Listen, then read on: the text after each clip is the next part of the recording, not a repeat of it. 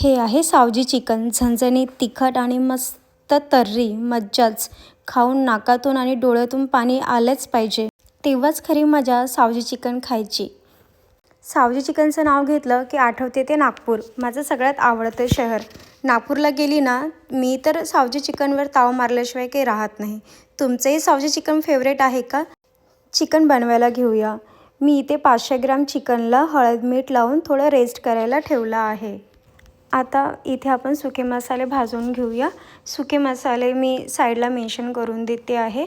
हे मसाले आपल्याला पॅनमध्ये छान भाजून घ्यायचे आहे आणि थोडं तेल टाकायचं आहे भाजताना आणि खुसखुशीत होतपर्यंत भाजायचे आहे.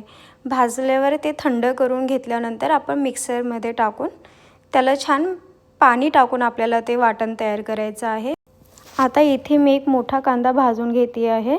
कांदा भाजताना गॅस हा एकदम कमी ठेवायचा, म्हणजे कांदा आपला छान भाजला जातो. आता आपल्याला वाटण तयार करायसाठी मी एका प्लेटमध्ये लसूण, अद्रक आणि आपला भाजलेला कांदा आणि थोडं कोथिंबीर घेते आहे. याचं छान आपण मिक्सरमध्ये बारीक वाटण तयार करून घेऊया. आपलं वाटण हे एकदम एकजीव आणि असं छान बारीक झालेलं असलं पाहिजे, ज्यामुळे आपल्या भाजीला छान रस्सा येईल.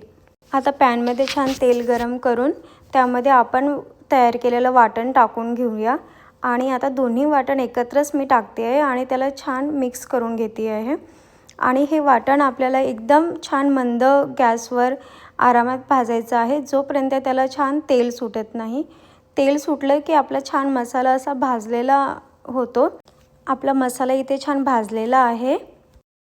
यामध्ये आता आपण चिकन मसाला, लाल तिखट, हळद, कस्तुरी मेथी, गरम मसाला आणि मीठ टाकून घेऊया.